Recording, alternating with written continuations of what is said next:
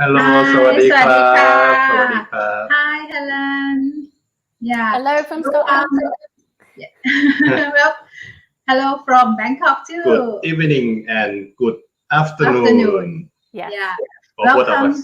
to our second event for 5,944 44 miles miles share. share. Bangkok to Scotland. Yeah, this is our second time that we have the opportunity to do the events that introduce the craft maker from Bangkok and the craft maker from Scotland. Scotland. Yeah, we're going to introduce both of them, and then we hope that we have opportunity to share about how they practicing during the pandemic, and we sharing ideas about what changing too. Yeah. Hi, Helen. Hello. Hi. So my name's Helen Vos and I'm from Apply.Scotland and we support makers across Scotland. And in April last year, we hoped to welcome Pat and Com to Scotland for a research trip. The pandemic got in the way of the travel, but it didn't mean we couldn't do what they have invited us to do here. And what's brilliant about this is being able to invite some of our members at Apply.Scotland to come and share their experiences, which we did through the pandemic in different ways. So it was really great to be able to join, like you say, these voices together across this distance. So thank you for the invite. Thank you so much for the opportunity for us to be able to know the artists from Scotland. We hope that we can build some network together. Exactly. We have to introduce ourselves. Yeah, I'm Concrete and Pritiya. Pat and Com from 141 Social Enterprise. We are small woodwork studio, which we start from making wooden toys for children. During the many years ago, we donate some wooden toys to children, and we developing to slow play concept to introduce how the importance of the play activity to the parents. And also we think believe in our hands again is another concept that we believe, like we have to use our hand to make things. So this is the relationship that we respect the craft maker, all craft maker around the world. We would like everyone to experience making things by hand. Okay. And after that, we also have the craft community. With Mana Market, we have purpose market at our studio. That's why we have craft community, and we would like to expand our community to others too. I think it's time to open the curtain. Welcome Joe Garner from Scotland and PAPB, Suparak and Supatra from Sawadika. Yeah, first of all, we would like to introduce, let you guys introduce. Can we start with you first? Kun Jo Garner. Yeah. Hi, my name's Joe. I'm a Scottish maker, currently based in London. I'm a jeweler. I trained in jewellery in Dundee, and then at the Royal College of Art in London.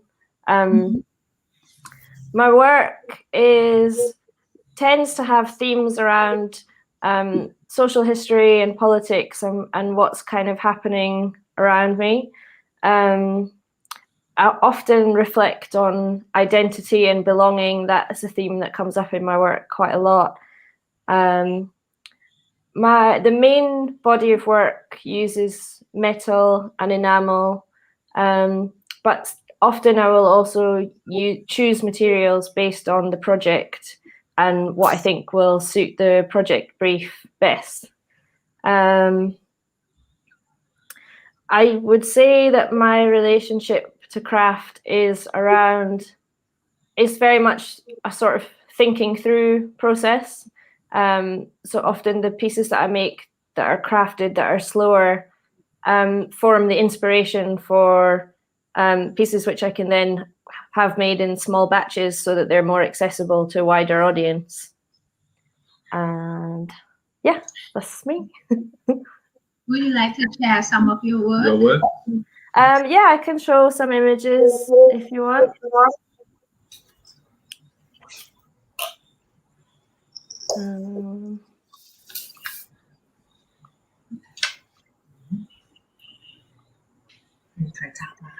Joe, I should have maybe put a badge pin on today, but I forgot. Oh, that's okay, Helen. I'm just looking through the many things that I have in front of me to decide which one is the best thing to show right now.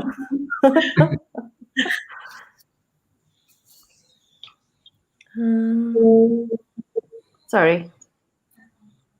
It's all right. Don't worry. Yeah. You're building up the tension. Yeah. It's gonna be that good. We have some friends who look in live now and say hello. They say hello to us. Hi everyone. สวัสดีค่ะ Can you see my screen? Yes. yeah So my most recent work is generally sort of enamel and stainless steel. This is from my Instagram page. This is a body of work that I did as research for my master's at the Royal College of Art, which is based on the British visa applications and refugee applications for right to remain in Britain. And I was kind of questioning who gets to decide whether someone belongs or not. And these have been really popular. And I've taken these and I've sort of tried to make them into something more accessible as well, and made smaller, sort of cheaper versions like these ones. So like the sort of crafted ones would be more expensive, more kind of museum pieces, and then these ones are more for everyone, because I want everyone to be able to experience my work, not only people who are more financially affluent. And I've done that again with the fragile pin badges as well, which was a response to how I was feeling at the beginning of lockdown. And so there was like one that I did a couple of years ago as part of another project that is a sort of crafted one with enamel and stainless steel. And then I've kind of revisited it in the last year to make these more accessible ones that's for everyone. Yeah, I like the one that. Thank you. And that's kind of, and then I've sort of more recently done bigger objects as well, and playing around with medals, war medals, and feelings of nostalgia. But that's kind of ongoing, I think, in my work. Right. Fantastic. Thank you. No problem. Yeah. How about PAPB? Now it's time for you. yes let me introduce ourselves. We are It Takes Two to Tango. We are twin sisters. My name is Supalak. My name is Supata. Its So- nickname is B and A. Yes, so our work is about hand embroidery using natural dyes and Thai inspirations like the fabric and all kinds of Thai culture. to mix them together and be inspired by a trip journey and a music into one story. So this is all material that we brought from the trip. We choose in the collection, we choose the music that we love, and then we choose the place that we want to explore. So we went there and go to like the park, museum, a bookshop, or any like a cassette tape shop. So we brought everything. So this is some kind of sketch. So when we travel, we took the cameras and sketchbook and a notebook also. So we jot everything down, and when come back we sketch. So this one is from Burma. We sketched during the trips about the Burma ladies in the fresh market. Next slide, please. So this one is from Burma. So everything is like from the things we have. We took the Polaroids and we got some gift from persons over there. A paper and everything we put them in the website.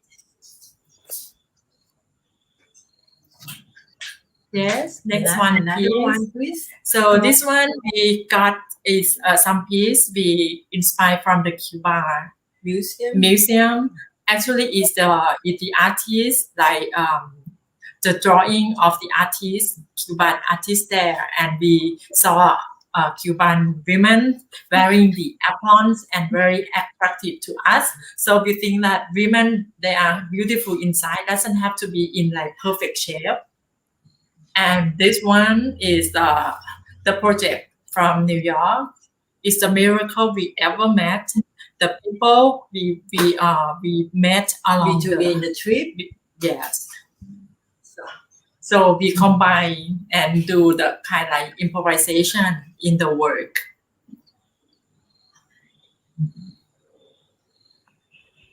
Yes, that is it. Thank you. Thanks for sharing. Wow, amazing. Yeah. Because we Sorry. I think the work that have linked to the concept of each other, yeah, is they're both different, but therefore they have their own character and the message. Message we have, like Joe, I found that there's very deep message through your work. Thank you. Yeah, I agree. I think knowing a bit about each of your work is that the inspiration and the translation to what that is as not only one piece, but maybe multiple pieces, and the story is really important. But I wanted to ask, so, kind of, Joe, you're talking about, big, kind of quite big global issues, and A and B, you travel a lot for your inspiration. So how has that shifted for you in your practices during the pandemic? What, what did you change? What did you question? What's shifted? And maybe, Joe, if it's okay, I'll start with It Takes Two to Tango. Maybe you can tell us what's been happening for you in the last 18 months.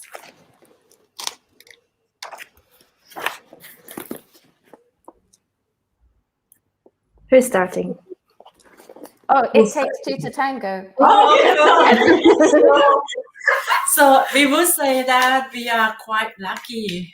Before the pandemic has arrived, we have a chance to travel to New York and Cuba. So we have a source of inspiration to work, to practice during the COVID time. And before that, we have participating Scrap 2 Kids with Kun Uon and Kun Pat, and with that program is helps us a lot, right? To like guideline, to sweep things under the carpet, what we didn't do, what we should do, something like that. So, and then during the lockdown, we do something like the game. We turn the work like how when we cannot travel, we kind of like put things on the backboards. Like for example, we turn the work like what we think about the difficult. So we turn like difficult means challenge. So what we're going to do with it during the time, of course, we have the things like worry and fear and uncertain and things, what is going to happen in the future, but we cannot control it. So we just say like, okay, let's hope. So we do things like progress in the day, in the very beginnings we do progress, we cannot work because like we worry a lot. So we turn the progress like we can do anything, right? It means like we can go outside, take a dog outside, we can cooking, even like we can reading, we can listen to music. So anything, let's just make a progress. So that is it in the very beginning. And then like another lucky thing, like I think like our work doing things by hand is more likely to make like meditation. So it helps a lot to be calm down, to calm. And it's end up like in the first periods, we do sketch, but we do more deeply than like writing on the paper. So we do something like, we do the project like, it's the miracle we ever met. And we do starting to ourselves like the birthday project. So normally every year we do like the product for everyone to purchase, but this year we doing like for a gift to everyone who really need it, like friends. It could be friends, it could be customer, it could be everyone. So we ask persons to send us the photos, and we try to draw and embroider it and make it like small books and send back to them. Next slide, please. And this is also inspired from Cuba Museum. The Cuba artists. So we send all this for a birthday. And next slide, please. This one is our customers, a birth in the tiger years. So we make all different kind of tiger to send it to her. And this one is for myself to remind how strong we are. I have to be strong. So like inside me is a poem of the artist that we travel and we found very interesting. Robert Johnson, Ray something, I couldn't remember right now, but they have Ray Johnson. They have the poem that I really fascinating about it. Like they talk something about inside me there is a world, inside me there is a town, inside me there is a cave, inside me that everything, the words, from the inside. So it means to keep us like, even like we cannot travel, we still can in our home. And this one we found skill that we couldn't imagine that we could do it. Even like we can do like turn 2-dimension embroidery to 3-dimension, but this one we think that we can paint. So she always like start, okay, let's try something. So first it's kind of like practicing our skill and learning something new. So we sketch things from things we like. It's like all the vintage thing from the memory, from things we collect. The postcard from and on one leg we on the Cuba trip we send the postcard back home. So we drawing that on the pants as well. And this is she first time drawing this about us. Do you want to say something about your work? Yes, my voice like the 101 draw. Yes, it's I think it's my voice like a kid drawing, because like I feel like a pure is her. We look like a childhood. Yes, that we are close. The word that we put on is beautiful as love. So it doesn't have to be perfect. Imperfection is perfect for us. So we put down the poem that we like, that we saw in the museum in New York of Robert Frost in this picture, because like for our like birthday to remind how how we continue. This one is like a patchwork to a t-shirt, and I'm draw like the portrait of Kusuma Yayo and some people that we met, but in my style. Yes, and more than that, during the trips, we bring the brows here, and then we let people along the way to sign on the t-shirts. Like, so we have many memories here. So this is us at Radio City, and some Cuban artists drawing for us. This is friend we met in New York. So everybody signs here.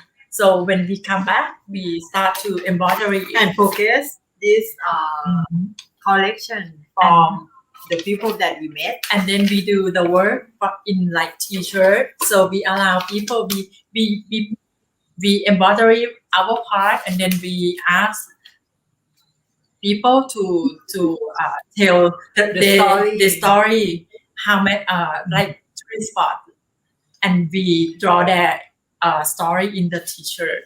Like we have like connect together. Yes.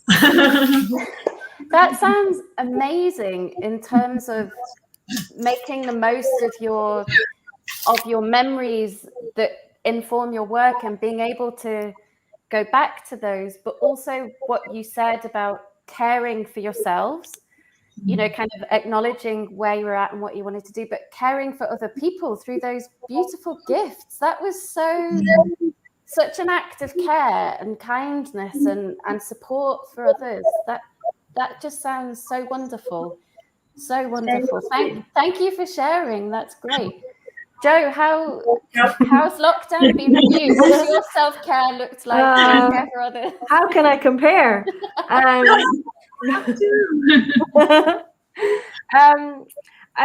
I think, yeah, it's been, I feel like my creative practice is changing or evolving quite dramatically. I can share my screen.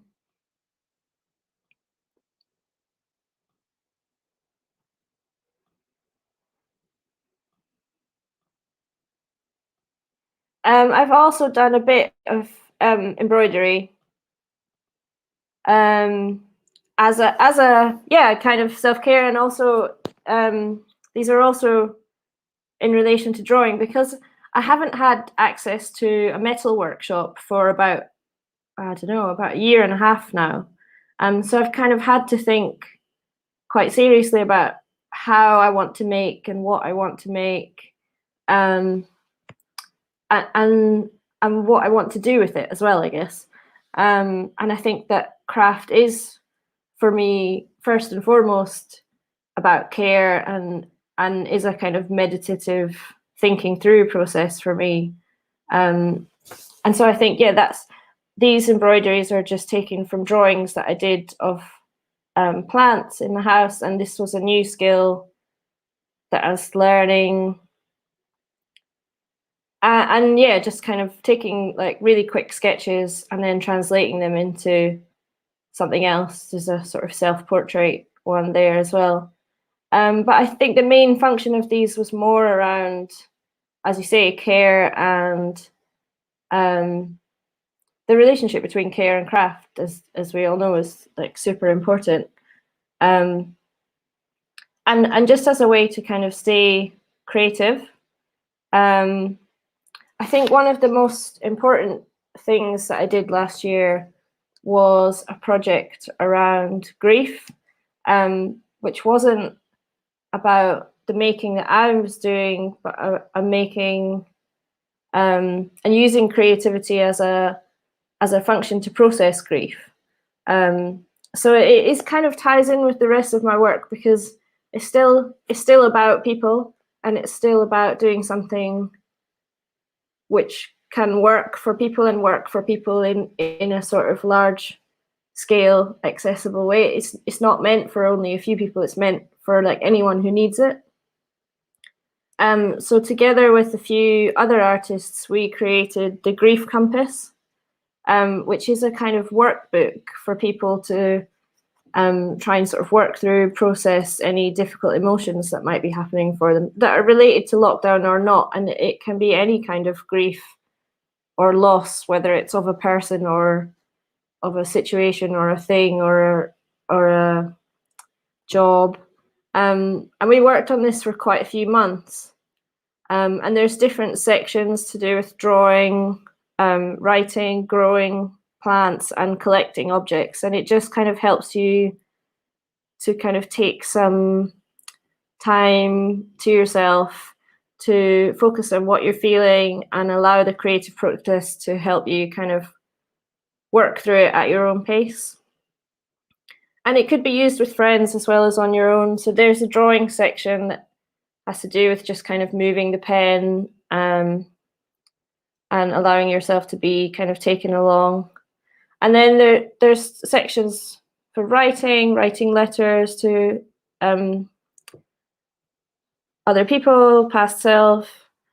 And then there's sort of growing and collecting, and obviously objects have a really important place for everyone in terms of how important they are and the relationship they have to the people who've given them to them, or the memories that they have attached to them.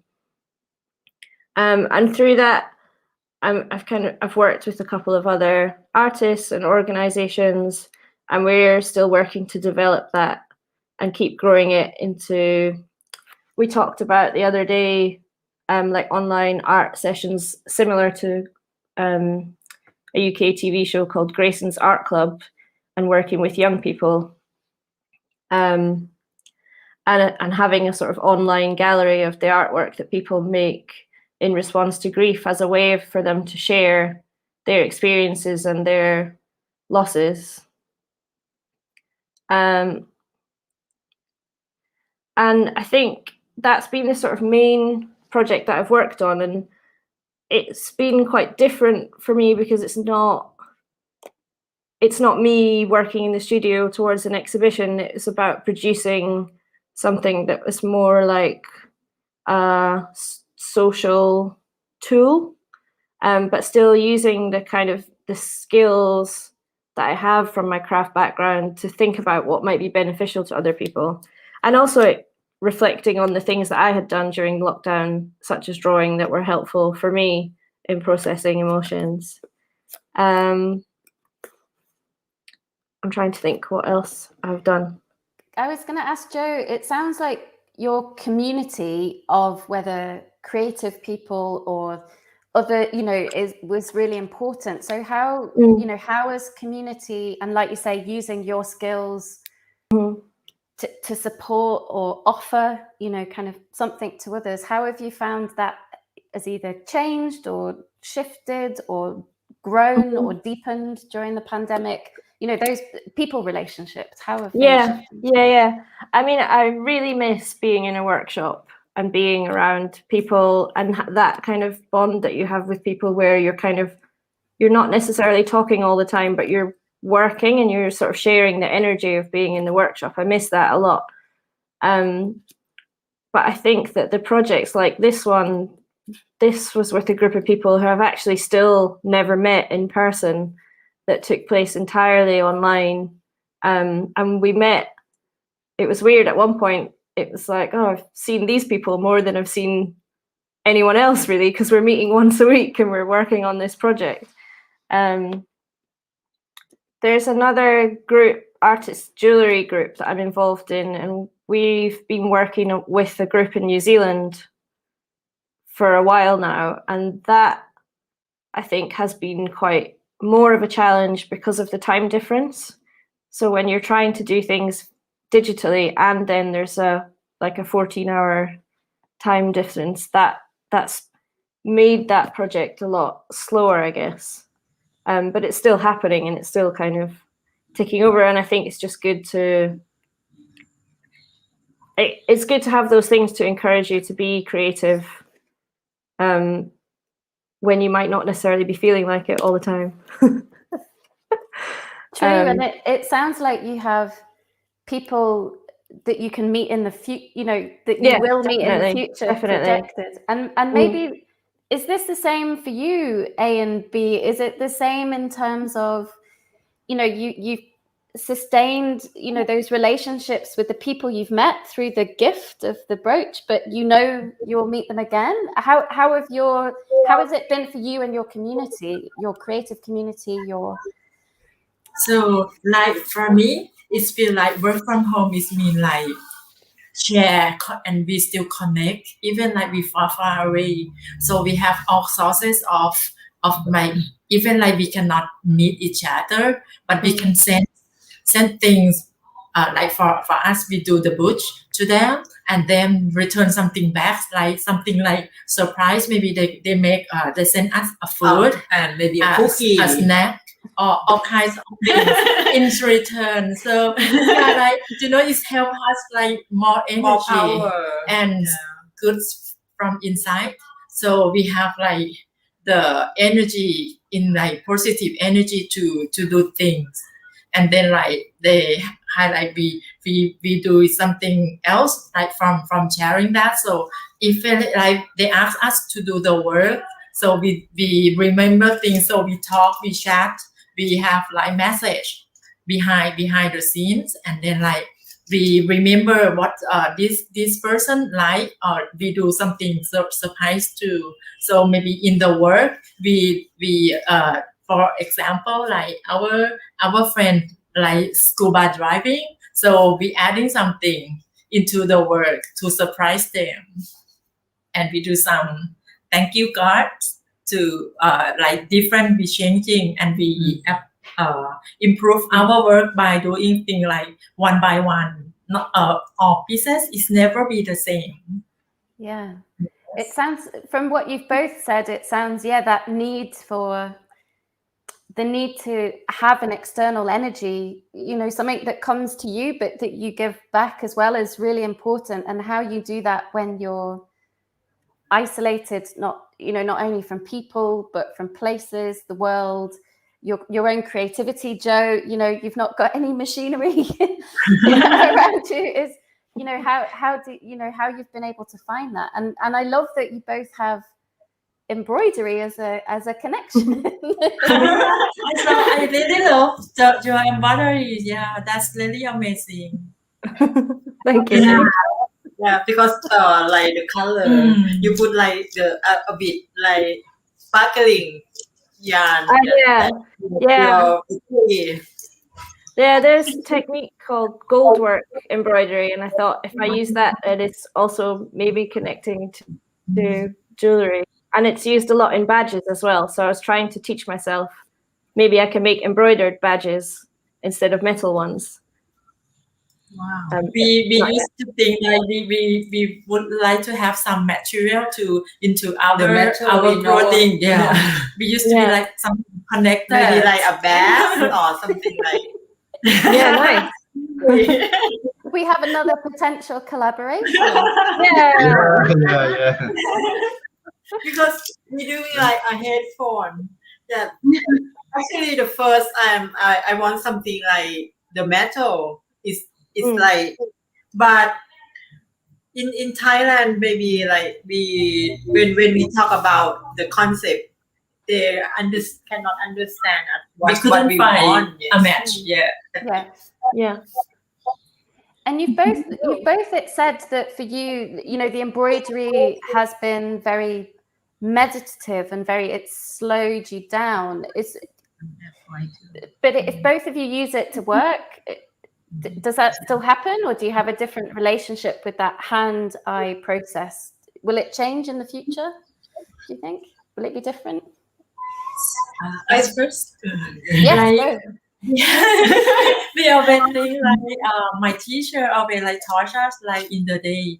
It depends on the mood. Some days you do very good, things run smooth, but we in the day we not do embroidery all the time. So they said like, if you doesn't want to do it, just allow yourself to do something else. So it doesn't have to embroidery. You go to do something else when you feel relaxed. You come back. So I think like embroidery maybe can mix with some other media. Like we found like it will be more interesting. Like for example, embroidery in 2D, you can make it 3 dimension, or even like we can add like painting and embroidery to mix them together. like the two matches. It's kind of like improvisation. Is like it's free. It's free. แล้วก็ an idea can do in many ways.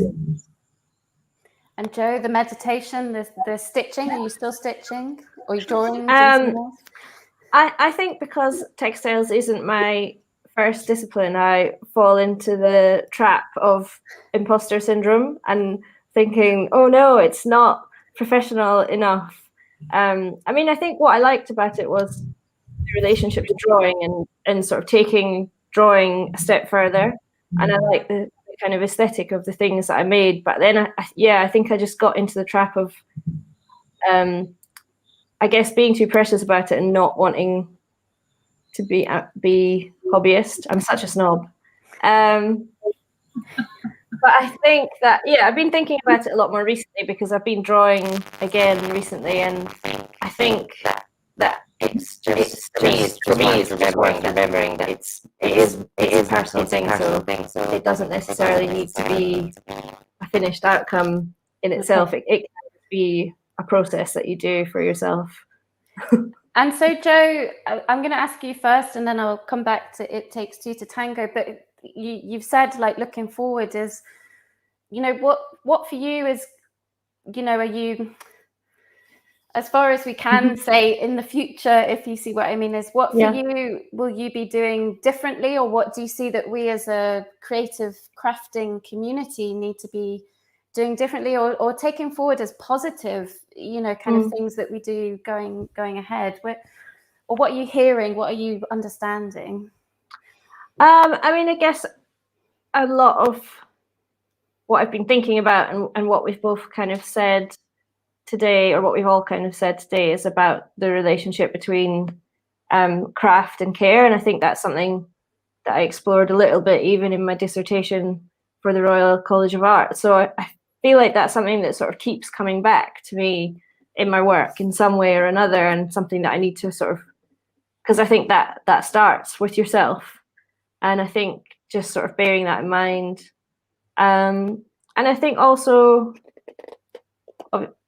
just I think that I have a tendency to want to work in lots of different disciplines, but then try and narrow myself down, which is not that helpful. And I think that making and craft can be a broad thing, and that the skills are transferable and can be pushed into other areas, whether that's through conversation or through learning new skills.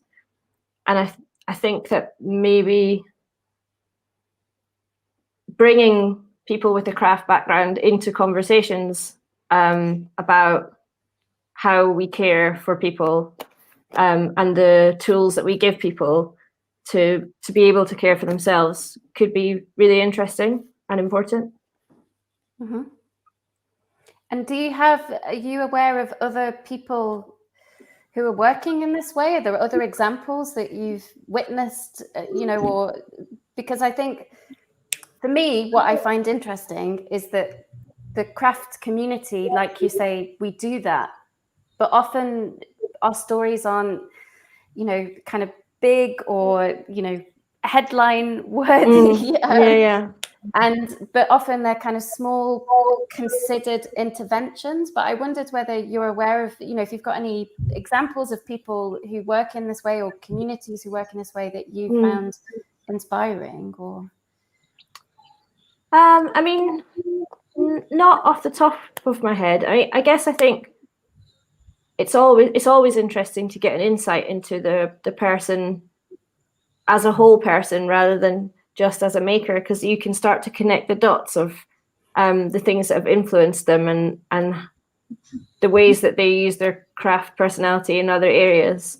I guess I've been, my job at the moment is as a baker, and I think it's interesting in that field because there's a lot at the moment about circular economy and growing your own grains. And there was a girl at a workshop I went to last week who was interested in growing her own flax to then make with it as well, to make textiles with it. So I think it's sort of happening in that area a little bit as well, of like UK grown grains then going into the system to eat or to make into textiles. And I think that there will be an important place in that area for craftspeople as well, in terms of we are the people that use the materials. I don't know if that's answered your question, but No, I that's what's in my mind. I think it does, because it's about that resourcefulness, isn't it? And how the pandemic, has given us different experiences and changed our global, local, and our individual and our community.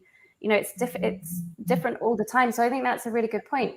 It takes two to tango. How, for you, what do you take forward? What does the future look like as a maker, as embroiderers, as sisters, as people who travel? What do you go, what's next? What's good? Let me let put on first. Okay. First is my weakness is like the technology. Yes, we always like a small and hand and not get used to like the internet or maybe like the social media. Yes. So the first thing that we could do is like learn how to improve my technology to connect the global communication. How to connect, to stay connect, right? Even like we cannot alone, cannot do things alone. So we need everybody in the circle. So that is like, but you have to be like personal and be unique. Like if each one of people persons can do things by their own, like find uniqueness with the hand and handmakes and slowness, and then like if everyone do the same thing, so when we connect it will be like strong communities. And it's a good thing of being small, like it's a freedom to do things, right? You don't have to worry about what's somebody else think. Just only you think, and it's all about mindset. When you think that you can do it, so just try it first, no matter what the result is going to be. So this was always like keep telling ourselves. Yes, because of our product, we like first and we love. So after that, we sell. That makes sense. Do it for yourselves first, and then Because every our product have. Because we are the first. We have only 2 persons, so we just we have just only like 2 hands, right? So we do only like slowness. So I think like slow is good also. What else? Yeah. After, I think it's pandemic is maybe it's 1 year or 2 years. We don't know the future, so we concerned about ourselves because craft is our career. So we could make like my standard living it should be good. Yes, that the way that we care about life of brand. We maybe we have time to stitch, time to maybe play with the dogs, maybe more concern about time, exercise. Yeah, we like the way that we live. Yeah. So do you feel the time over the last year, is this a good way for you to use your time? Do you want that to continue? Do you want it to be faster or slower? What do you? Actually, like it depends for me. It's like just go with the flow. When fast, so we can go fast too. But when it's slow, we just have to listen to it. We cannot force anything. Just go with it. So I couldn't say that fast is fast and slow. They have like both good in that, right? So yeah.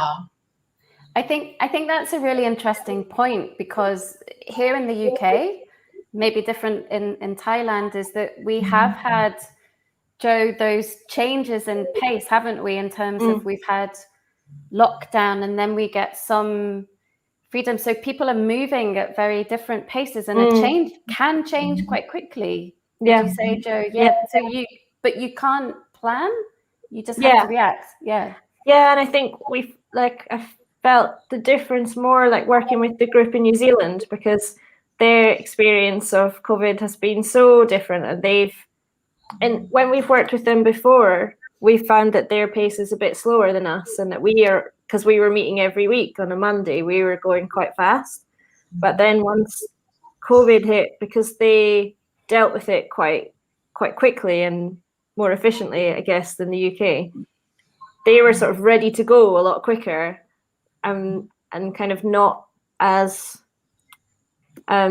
mentally affected, or it didn't seem like they were as mentally affected by it. Whereas I think for us, we were much slower and still are much slower, and kind of still dealing with like the sort of mental repercussions of like having a creative practice during a pandemic. And the difference sort of felt most stark with them, because it's been, I think, people's experiences in different countries has been so different.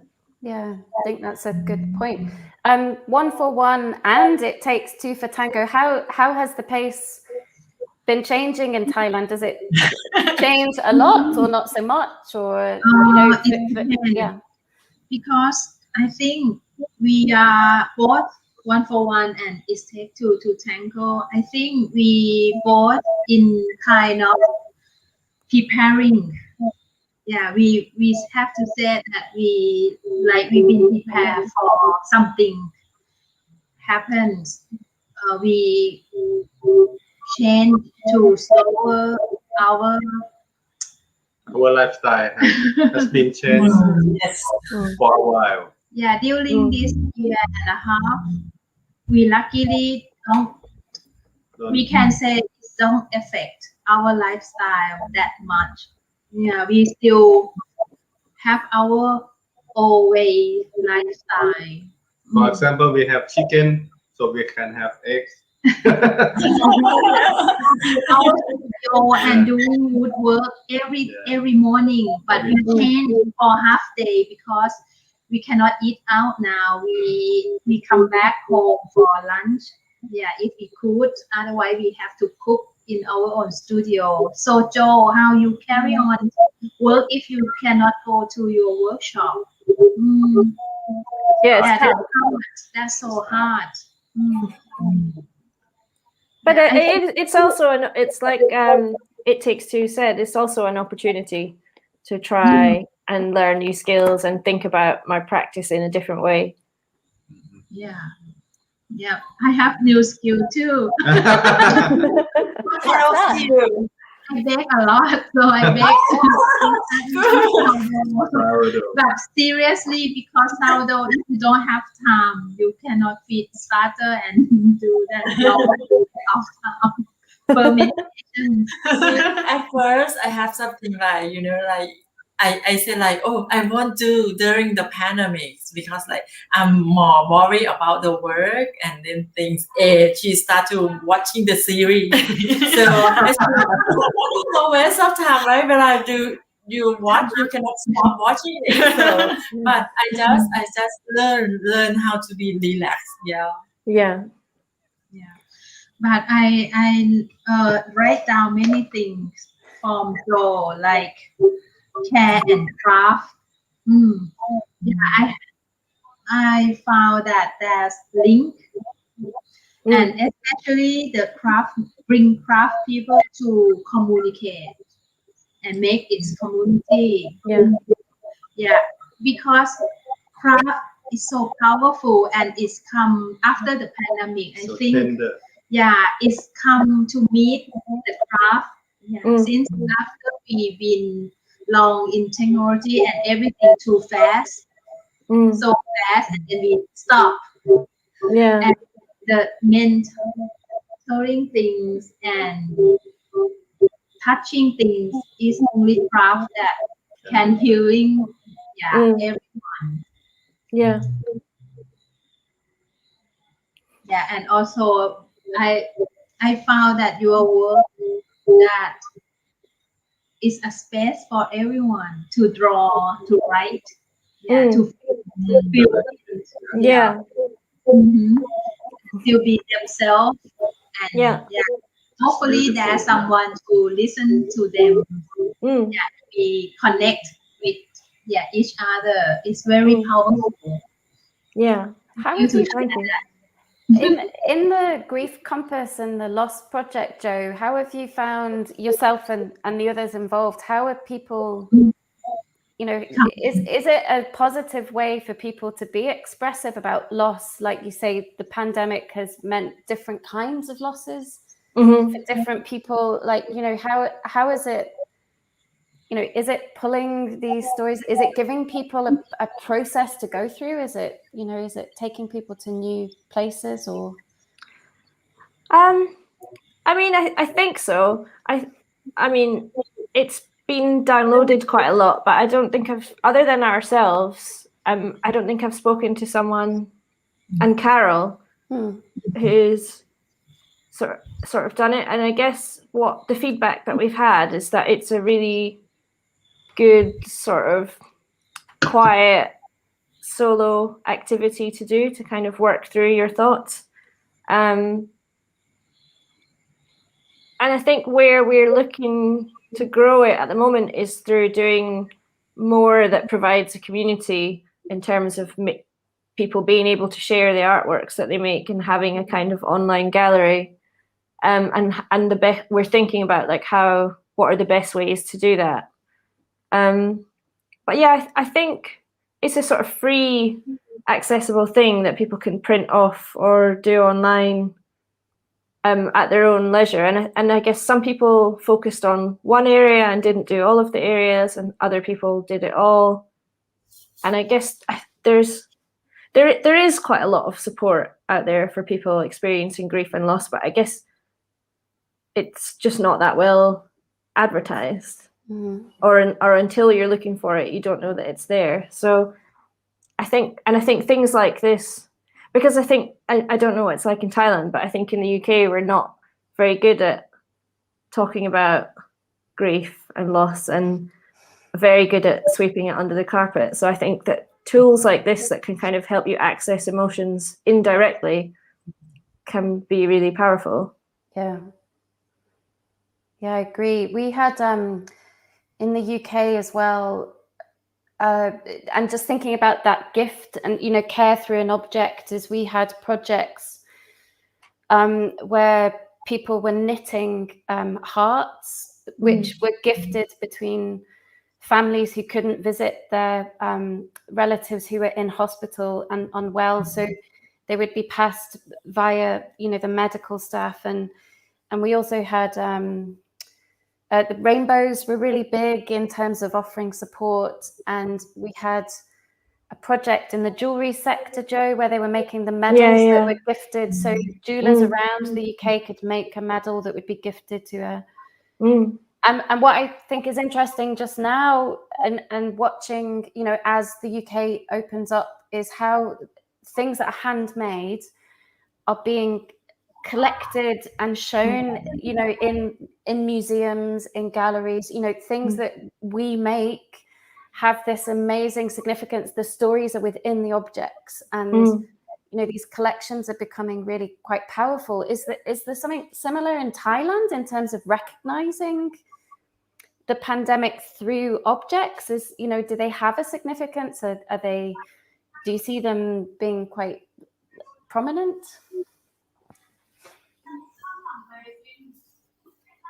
Oh, you're on mute. Oh. We don't have that much yet, I think. But we just faced the pandemic just about 4 months. 4 months I count. lately. The infection just because on the first year we lucky we really like. very light effect. Okay. So now it's getting more intense just now?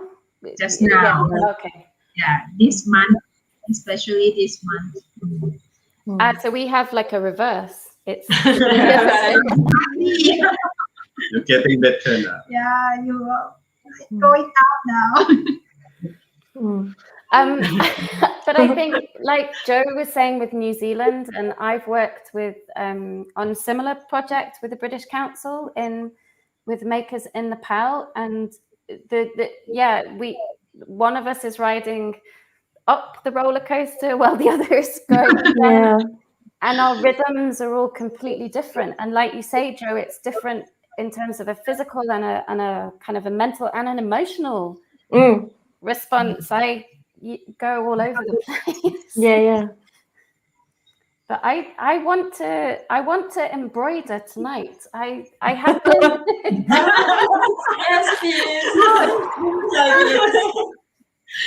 I have been fixing lots of things actually, and it's been really great to remember, you know, why the object that you have has a hole in it. Did you fall over? Did you rip it? Was it old? Was it somebody else's? And, you know, so that time is really great. I'm aware of the time. I'm so sorry. Pat and Con, do you want to say your kind of thanks and close up? I think it's your event, so. Yeah. First of all, Pat, where you have to stand. It's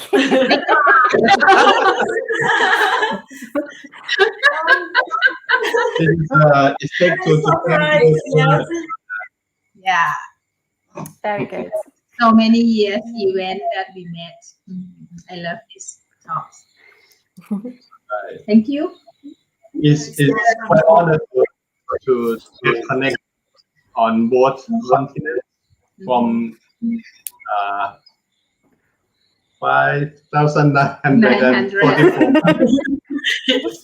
So far away that but some kind of similarity that we connect together. I think the emotional, the feeling of caring both ourselves and community that can change the craft community. I think craft community have the kind something of connect together, the handwork, the even we are meditation on the working. I think all connected. Even we are in different place, but I think we walking in the same path, and we have something in common. And as Helen says that we don't know where we're going up. Yeah, and I think this is a challenge. Yeah, we will stay with it for quite a while. And if we be prepared, we have connections and we have each other. Yeah. So we both would like to thank both Joe Garner and PAPB Take Two to Tango and Helen. Yeah, we will have the third event in next 2 weeks. Yeah, and hope to see. Yeah, to see all of you to join to see us. Yeah, we connect now. So yeah, please. Well, thank you for making it happen, and thank you to everyone who came along. It was nice to have your comments and thank your you. support. Thank you. Thank you. Thank you. Okay, bye bye. See you next time. Yeah. See you. Bye.